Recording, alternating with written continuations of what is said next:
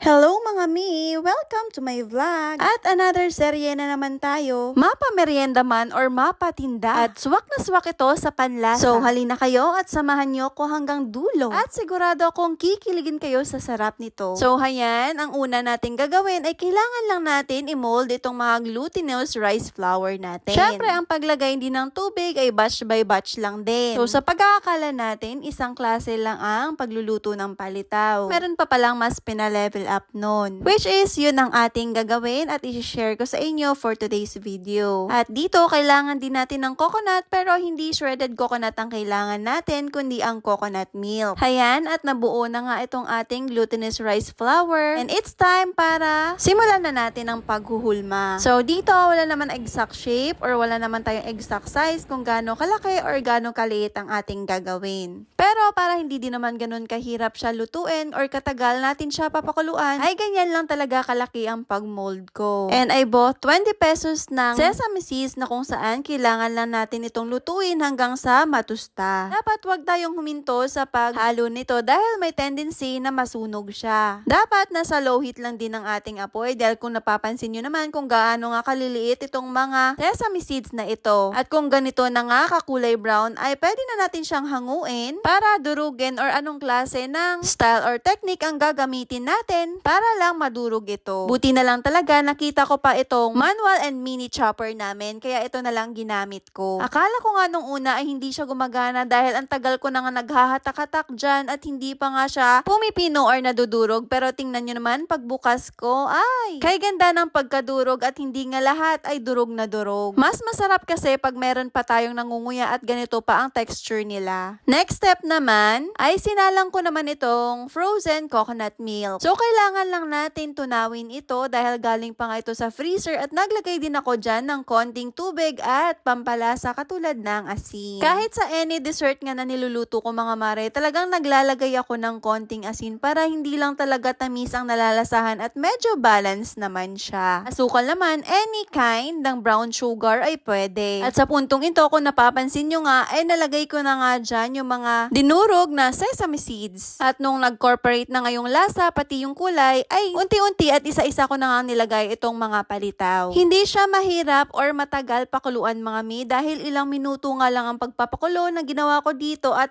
naluto naman siya kaagad. Oh, diba? Bonggang-bongga ka na dito mi. At itong ginawa ko nga mga mi ay good for 6 to 10 person na. At nung tikiman time na nga mga mi ay nako talagang sabi ko napakaswabe ng lasa nitong palitaw na to. Hindi sa pagiging exaggerated mga mi ha. Ngayon na-realize ko na pag sa handaan ay pwedeng-pwede pala itong gawing dessert at ihanda sa ating mesa. Ay nako, try mo na mga mi. Hindi ka talaga mapapahiya dito.